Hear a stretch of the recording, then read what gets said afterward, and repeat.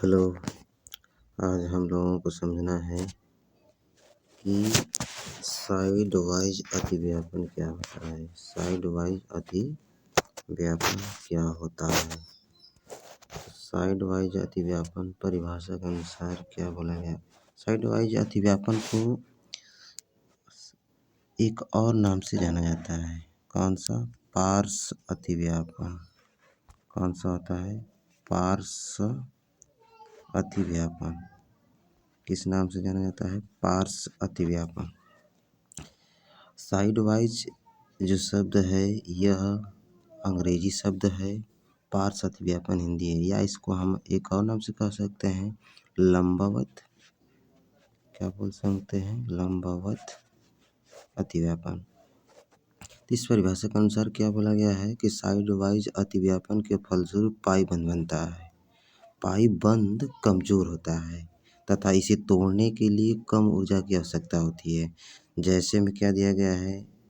जैसे में N2 हो गया, N2 और क्या हो गया? O2 हो गया, एथिलीन यानी कि C2H4 हो गया, इसमें भी पाई बंध पाया जाएगा। ये सब इसके एग्जाम्पल है। ये सब क्या है इसके एग्जाम्पल? जैसे N2 का संरचना बनाया जाए तो कुछ ऐसे बनेगा N ट्रिपल बंध N। इसमें 2 पाई बंध होंगे और एक जो है होगा सिग्मा बंध होगा। तो N2 में क्या होता है? 2 पाई बॉन्ड होते हैं और एक सिग्मा बॉन्ड होगा। इसी तरह से O2 में देखा जाए तो O2 में क्या होता है? O2 का संरचना बनाएंगे तो O डबल बंध O हो जाएगा, यानी कि ऑक्सीजन डबल बंध ऑक्सीजन। इसमें एक पाई बंध होगा और एक सिग्मा होगा।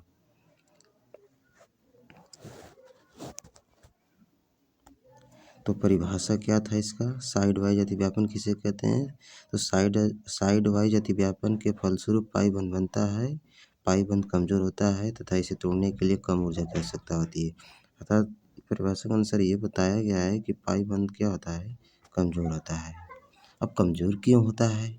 जैसे यदि हम PP अतिव्यापन में देखें, इस PP अतिव्यापन के अनुसार यदि हम समझें तो हमें पता चल जाएगा कि पाई बंध क्यों कमजोर होता है। जैसे P उपकोष के लिए, P उपकोष जो होता है, P उपकोष के कक्षक जो होती है आकृति, कक्षक की जो आकृति होती है डंबलेकार होती है। P उपकोष की कक्षक की आकृति डंबलेकार। तो इस दोनों कक्षकों को यदि एक दूसरे में अतिव्यापन कराएं तो 2 तरीके हो सकते हैं। एक सिर के बगल ऐसे, दूसरा सिर और पैर दोनों। मान लीजिए ये सिर है दोनों का और नीचे वाले दोनों का क्या है? ये पैर है।